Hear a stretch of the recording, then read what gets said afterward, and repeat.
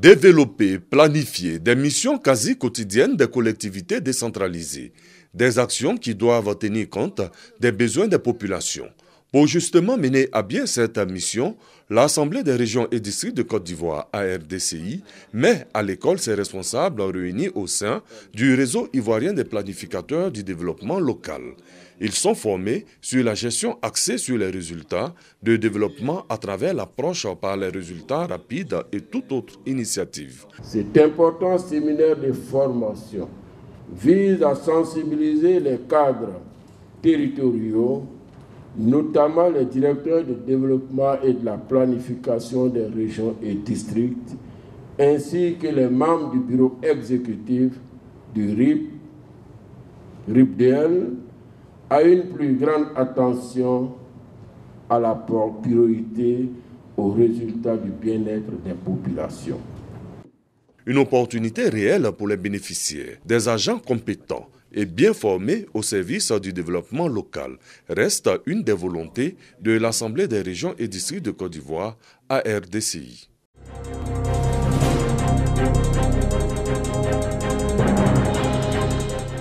Nambeka, nous sommes dans la sous-préfecture de Turo-Nyaradougou, département de Korogo.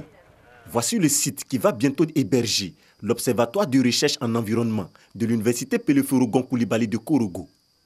Il s'étend sur une superficie de plus de 40 hectares et a été cédé à l'institution par le village pour la réalisation de ce gigantesque projet qui va révolutionner la recherche au sein de l'Université de Korogo. Nous sommes dans une zone agro-pastorale.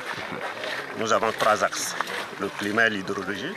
L'eau, c'est très important pour la culture. Il faut la maîtriser. Il faut maîtriser le climat. Ensuite, vous avez la biodiversité et l'agriculture. Vous avez vu, il y a une forêt qui s'est développée de façon naturelle ici. Et les populations sont autour. Quels sont les échanges qui ont lieu? Quelle est la contribution de cette forêt-là à la pluviométrie de la zone? Tout ça va être étudié. Le projet est encore à la phase d'étude. 2 missionnaires de l'Agence française de développement se sont rendus sur le terrain afin de mieux s'imprégner des réalités qui entourent ce site sur lequel seront réalisés les travaux de cet observatoire. Les constats que j'ai pu faire, je constate que l'observatoire est installé sur un territoire qui est très vaste. Je constate aussi que c'est un environnement intégré qui est pris en compte, c'est-à-dire qu'il y a de réelles relations avec les villageois, que l'installation de cet observatoire a donné lieu à beaucoup de rencontres, de façon à ce que l'observatoire puisse être accepté par la communauté. Et donc je pense que c'est une des conditions de réussite de ce projet. Le site regorge d'énormes potentialités naturelles capables de développer l'agriculture, notamment les cultures maraîchères, principale activité pouvant garantir l'autonomisation des femmes vivant dans le village. Ce qui était intéressant à voir, c'est de constater que les populations étaient vachement intégrées. C'est une approche qui est inclusive et les retombées profiteront aux villages qui sont aux alentours. Et de voir aussi qu'il y aura des équipements scientifiques, des infrastructures qui seront installées et qui pourront servir par la suite pour en faire un pôle d'excellence au niveau sous-régional. Après Nambeka, c'est la ferme de l'université qui a accueilli la délégation de l'Agence française de développement. Une visite pour faire découvrir aux autres le savoir-faire de l'institution en matière d'élevage.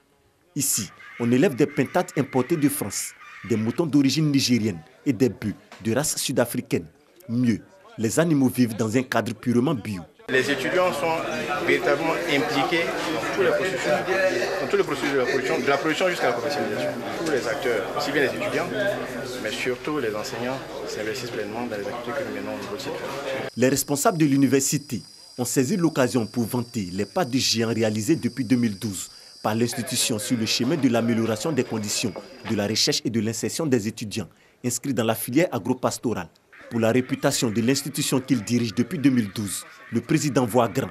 L'accompagnement de l'AFP sollicité, c'est faire en sorte que l'ambitieux programme que nous avons, projet que nous appelons le PIDAF, c'est-à-dire le projet d'insertion professionnelle donc agro-pastorale, faire en sorte que la vocation de notre université soit traduite dans des actes concrets, de telle sorte que les étudiants sont formés de façon théorique au sein de l'université et les connaissances acquises puissent être mises en pratique sur les différents sites. L'université Peloforogon Koulibaly sera la première institution à se doter d'une structure de cette envergure au plan sous-régional. Une réelle réponse à la lutte contre le réchauffement climatique et ses effets néfastes sur l'environnement et l'agriculture en Côte d'Ivoire.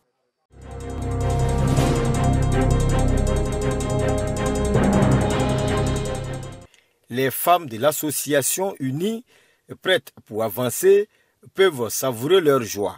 Elles viennent d'effectuer leur première pêche de poisson tilapia, enfin les premiers fruits de leur labeur. Nous sommes très contentes. On a besoin d'un barrage. 5 étangs ne peuvent pas nourrir la région. Donc nous voulons vraiment un cri auprès de toutes les autorités et tous les opérateurs économiques de nous aider à pouvoir avoir même plus de 40 étangs. Ce projet d'élevage de poissons a vu le jour grâce au programme conjoint de réduction de la pauvreté dans la région de San Pedro, financé par le PNUD et la FAO à hauteur de 12 millions de francs CFA. Un exemple de courage et d'abnégation de ces dames, salué par le préfet des régions et Iréolou Coulette, présidente de la FENASCO-Vici. Que les femmes puissent se prendre en charge. Et pour se prendre en charge, je pense que tous les domaines sont favorables pour les femmes. Je vais les accompagner. Avec 5 étangs, dont 4 fonctionnels, ces femmes comptent approvisionner le marché en poissons et contribuer ainsi à la sécurité alimentaire. Avec l'électrification très prochaine du village de Petit Pedro par le conseil régional, ces femmes pourront aisément conserver leurs poissons.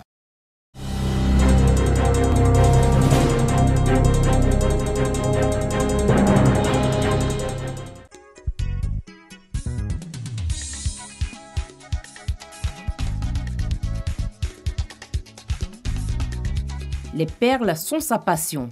Elles n'ont plus de secret pour lui. Avec dextérité, Arsène Atchekonan donne à ces matériaux toutes sortes de formes qu'il désire. Colliers, vases à fleurs, boîtes à mouchoirs, sandales. Son génie créateur semble n'avoir aucune limite. Si aujourd'hui, Arsène est un artisan de perles, rien ou presque ne le présageait. Déjà élève et vendeur de vêtements à ses heures libres, Arsène ne se doutait pas qu'il commercialiserait des articles conçus par lui-même. C'est par le biais de sa tante qu'il entre en contact avec les perles. De là, son talent éclot et depuis, il ne cesse de se révéler. L'inspiration vient de ma tante. Elle m'a dit, bon, viens chez moi, je fais les perles, viens, tu vas m'aider à enfiler les perles. Après ça, l'inspiration est venue. J'ai commencé à réfléchir encore, essayer de confectionner des nappes pour dresser une table à manger. Des dessous de verre, décorer un bureau, faire coffret de lotus, boîte à stylo, trombone, carte de visite, y compris même les initiales, y compris. Par exemple, actuellement, il échange avec la RTI. Il peut faire une boîte avec les initiales de la RTI dedans. Cela fait 3 ans que le jeune homme, la trentaine révolue, vit son art dans ce modeste atelier situé dans un quartier de Yamoussoukro, la capitale économique de la Côte d'Ivoire. Ses créations ne laissent personne indifférent. Tous sont séduits par l'imagination et l'ingéniosité de l'artiste. Même les coffres qu'on les fait, on peut mettre des initiales, c'est que tu es fort, hein? Je veux ça là avec collier là. Donc il faut essayer de voir. En tout cas, c'est bien joli. Ah, vraiment, comme là n'a pas de prix, sinon que on a beaucoup discuté pour que j'ai ça à 10 000. C'est vrai qu'il m'a parlé de 15 000, mais pour finir, j'ai eu à 10 000. Et il m'a même dit que c'est les perles. Bon. En tout cas, c'est très bien fait, franchement. Ça me plaît. Des encouragements qui boostent Arsène Konan, ce jeune artisan. Son ambition aujourd'hui est de donner une autre dimension à son art en agrandissant son affaire. J'aimerais d'abord dire aux jeunes gens qu'ils sachent d'abord que le corps n'est pas seulement la seule voie de la réussite. Par le moment où il en fait partie, moi j'ai été étudiant, je crois en ce que je fais, j'ai la foi.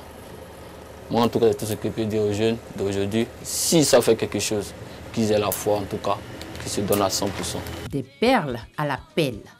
Arsène prend plaisir à les égrener et leur donner forme. La cité des lacs, une étape. Arsène espère colorer de ses perles de nouveaux horizons.